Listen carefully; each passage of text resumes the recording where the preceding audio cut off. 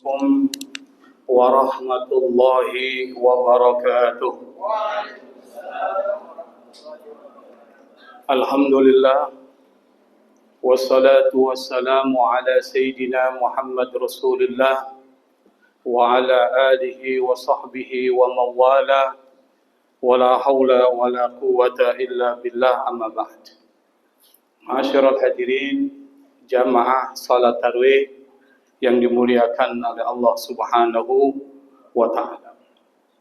Kalau kita membaca ayat tentang puasa, maka kita bisa simpulkan bahwa output atau keluaran dari ibadah puasa itu adalah membentuk pribadi-pribadi yang unggul atau pribadi yang bertakwa. Bertakwa itu maksudnya adalah orang yang hubungan dengan Allah baik dan hubungan dengan sesama manusia baik. Dan ini jantung muara semua ibadah kepada Allah Subhanahu wa taala. Maka semua pesan-pesan Nabi Muhammad sallallahu alaihi wasallam itu pada dasarnya mendukung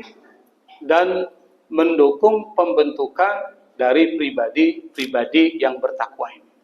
Ada sebuah hadis Rasulullah sallallahu alaihi wasallam yang kita akan bahas pada kesempatan yang sangat singkat ini adalah hadis yang pernah disampaikan oleh Rasulullah, diriwayatkan oleh Imam At-Tirmidzi. Nabi satu ketika berhadapan dengan para sahabat, Nabi mengatakan kepada para sahabat, "Wahai sahabat-sahabatku, hal adullukum ala man yahrumu 'alan nar wa tahrumun naru 'alaihi." Maukah kalian aku informasikan orang yang tidak akan disentuh oleh api neraka dan api neraka tidak akan pernah mau menyentuh orang tersebut? Tentu para sahabat Nabi akan mengatakan mau. Apa orang tersebut ciri-cirinya? Nabi mengatakan ala kulli hayyin layyin sahlin qaribin. Api neraka itu, kata Nabi, tidak akan pernah menyentuh 4 kelompok. Siapa 4 kelompok itu? Yang pertama hayyin, yang kedua layyin, yang ketiga sahlin, yang keempat qaribin. Nah, pada kesempatan hari ini kita akan bahas kata hayyin. Itu diambil dari kata hana yahunu haunan. Orangnya disebut dengan hayyin. Apa itu hayyin? Orang yang rendah hati. Jadi orang yang rendah hati dalam bahasa agama kita disebut dengan tawadhu, tidak sombong. Jabatan yang dimiliki tidak mempengaruhi dia. Harta yang dimiliki tidak mempengaruhi dia, tetapi semakin bagus hubungannya dengan Allah dan sesama manusia lain, itu disebut dengan hayyin. Dulu ada seorang sahabat Nabi, namanya Abu Bakar As-Siddiq radhiyallahu anhu. Kita mungkin pernah dengar nama sahabat Nabi yang sangat dicintai oleh Rasulullah sallallahu alaihi wasallam. Satu ketika sahabat Nabi yang bernama Abu Bakar ini punya kebiasaan. Apa kebiasaan beliau? Beliau ini selalu datang ke rumah para janda. Ini bukan ngapelin janda ya. Beda dengan kita.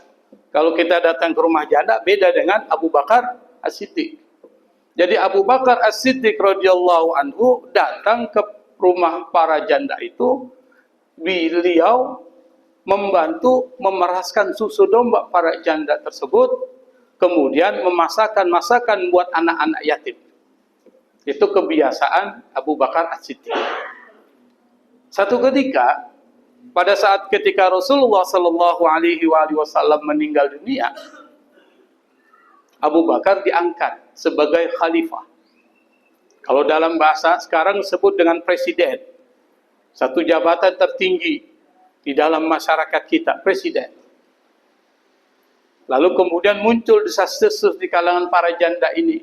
Kata para janda ini, Abu Bakar sekarang sudah jadi khalifah. Tentu dia akan berubah tabiatnya. tentu dia akan berubah kebiasaannya. Dulu sebelum jadi khalifah, dia datang kepada kita, membantu kita. Bahkan memasakkan buat anak-anak kita. Karena beliau sekarang sudah jadi khalifah, tentu gengsi dia akan datang kepada kita. Dia tidak mungkin lagi datang kepada kita. Ini suara yang berkembang di kalangan para janda. Didengar oleh Abu Bakar As-Siddiq radhiyallahu anhu. Apa kata Abu Bakar? Kata Abu Bakar As-Siddiq, posisi yang saya peroleh saat ini tidak akan pernah mengubah kebiasaanku. Tetap saya akan memberikan bantuan kepada para janda dan masakan makanan buat anak-anak yatim mereka. Ini luar biasa. Nah, orang seperti ini, kata Nabi, tidak akan pernah disentuh oleh api neraka. Itu yang pertama, hayyin. Yang kedua, layyin. Kata layyin mempunyai format yang sama dengan hayyin. Diambil dari kata bahasa Arab lana, yalinu, lina. Orangnya layyin. Apa itu? Orangnya lembut. Kalau bicaranya tidak pernah nyakitin orang.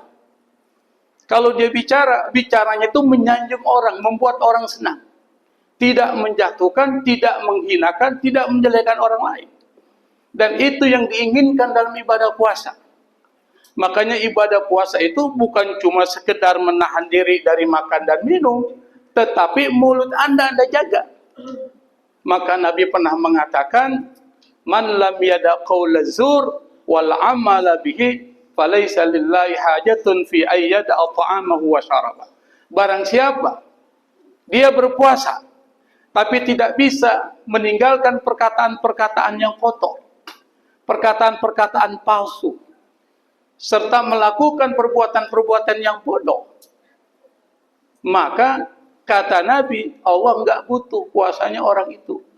Secara fikih dia sah, rukunnya terpenuhi, tetapi pahalanya belum tentu diterima oleh Allah Subhanahu wa ta'ala. Maka puasa yang kita lakukan ini pada dasarnya bagaimana bicara kita itu sesuai dengan kehendak Allah Subhanahu wa ta'ala. Makanya pernah satu ketika ada sekelompok orang Yahudi datang kepada Nabi. Mereka mengucapkan satu salam.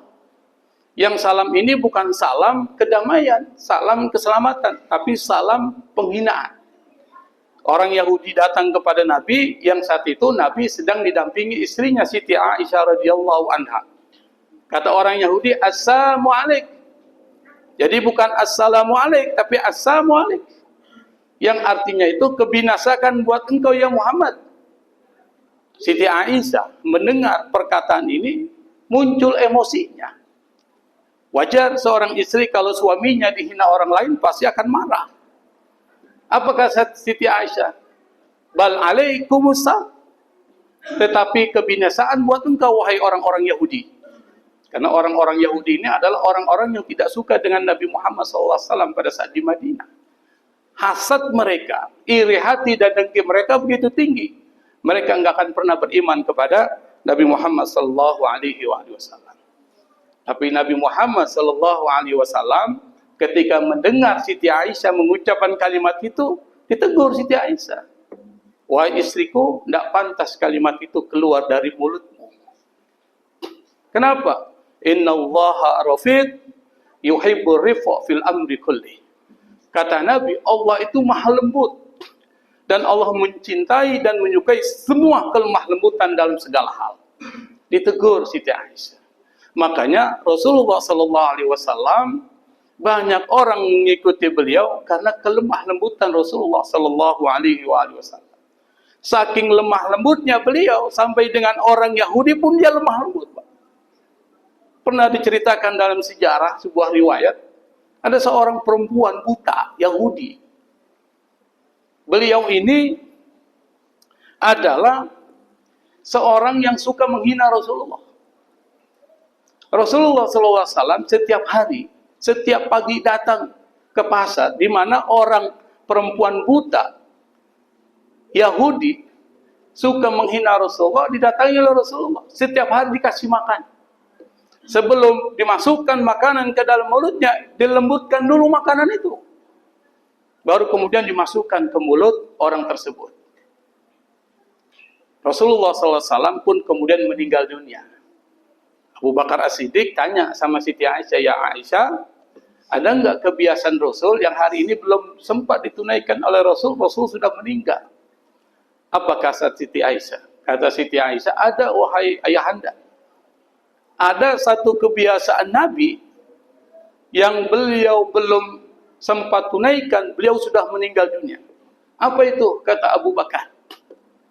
Nabi itu punya kebiasaan setiap pagi, dia datang ke pasar, dia berikan makanan kepada perempuan buta, orang Yahudi, yang perempuan ini suka menghina Rasulullah SAW. Akhirnya datanglah Abu Bakar As-Siddiq, bawa makanan, dia temui perempuan tua tersebut, lalu diberikan makan. Pada saat ketika makanan itu masuk ke mulutnya, berubah orang tua itu. Menjadi merah mukanya, marah. Ditanya, "Siapa engkau? Yang biasa memberikan makan kepadaku tidak seperti ini, tidak sekasar ini. Biasanya dia lembutkan dulu makanan, baru dia masukkan ke dalam mulutku." Abu Bakar pun kemudian berkata, "Wahai nenek, yang biasa memberikan makan kepada engkau setiap pagi adalah orang yang sering kau caci maki setiap saat." Rasulullah Sallallahu Alaihi Wasallam mendengar orang yang memberikan makan setiap pagi dengan lemah lembut adalah orang yang selalu dia caci maki dari mulutnya. Terdiam dia. Tiba-tiba air matanya menetes. Ternyata selama ini dia keliru.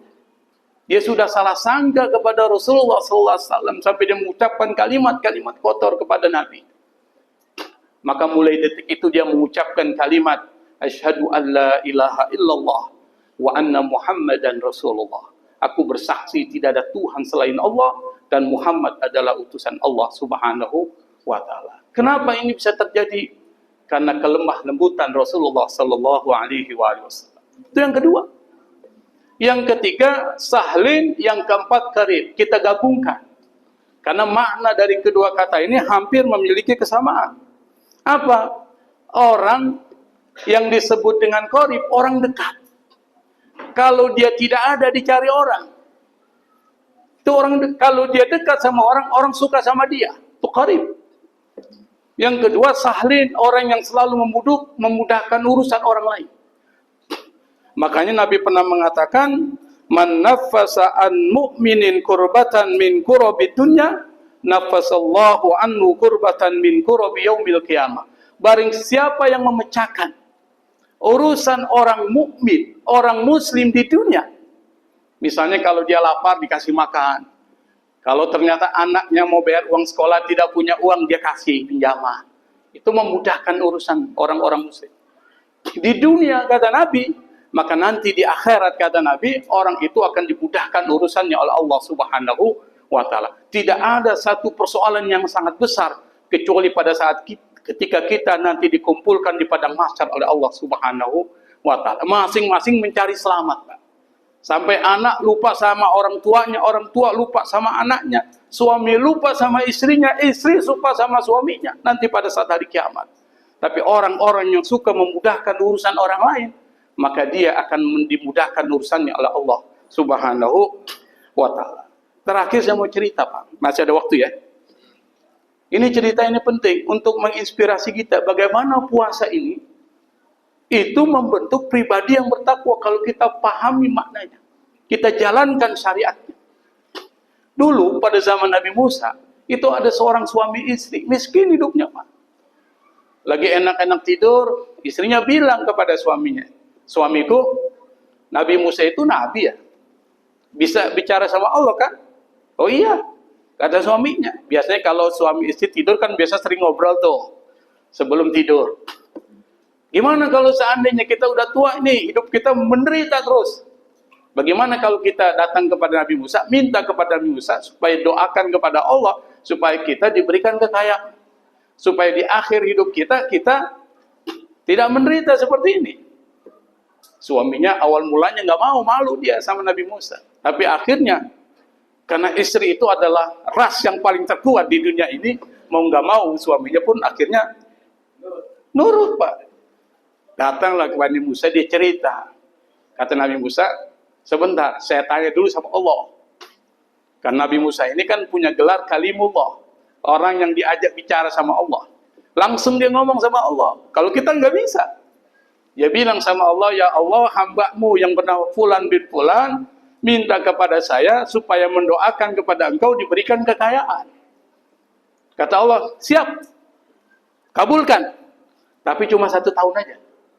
1 tahun, Pak. Akhirnya Nabi Musa lalu bicara kepada suami istri ini, Allah kabulkan permohonanmu, tetapi cuma 1 tahun. Nggak apa-apalah 1 tahun. Yang penting di akhir ada kekayaan yang kita miliki. Akhirnya sepakat. Suami istri ini bilang, atau istri bilang sama suaminya, kita ini kan nanti diberikan kekayaan cuma 1 tahun. 1 tahun tidak lama. Gimana kalau uang yang diberikan oleh Allah kepada kita, kekayaan yang dianugerahkan Allah kepada kita gunakan untuk membantu orang-orang miskin, membantu anak-anak yatim, orang-orang yang membutuhkan, orang-orang musafir, kita berikan tempat perlindungan buat mereka menginap, kita berikan makan kepada mereka. Suaminya setuju. Oke. Akhirnya dia laksanakanlah semua itu sampai dia sibuk ngurusi orang-orang, memberikan kemudahan buat orang lain. Dia lupa. Ternyata 1 tahun udah berlalu. Berlalu 1 tahun sampai 2 tahun berlalu. Dia tidak rasa itu batas waktunya sudah selesai. Nabi Musa bilang sama Allah, ya Allah, orang yang kau janjikan sudah lebih dari 1 tahun, tapi kok kekayaannya nggak berkurang, malah semakin bertambah. Apa kata Allah? Saya malu mencabut kekayaan yang saya berikan kepada orang itu. Kenapa? Orang itu sudah melaksanakan tugasku. Saya tidak mau ada yang lebih dermawan daripada aku. Maka orang itu tetap menjadi orang kaya dan tetap membantu orang-orang yang membutuhkan. Bulan puasa, bulan Ramadan, di mana kita dilipat gandakan pahalanya oleh Allah Subhanahu wa taala, maka berlombalah orang-orang menjadi dermawan. Kita dengar tadi ada yang nyumbang air, ada yang nyumbang macam-macam, Pak. Kenapa? Ingin mendapatkan pahala dari Allah Subhanahu wa taala. Kalau ini terus dilaksanakan, maka orang ini termasuk kategori yang tadi itu, layyin, sahlin, qaribin. Maka orang yang sahlin qarib memberikan kemudahan buat orang lain. Maka kata Nabi, orang ini tidak akan pernah disentuh oleh api neraka. Puasa mengajarkan kita untuk membantu pribadi-pribadi yang seperti itu. Kalau itu terbentuk, maka beruntunglah kita. Wassalamualaikum warahmatullahi wabarakatuh.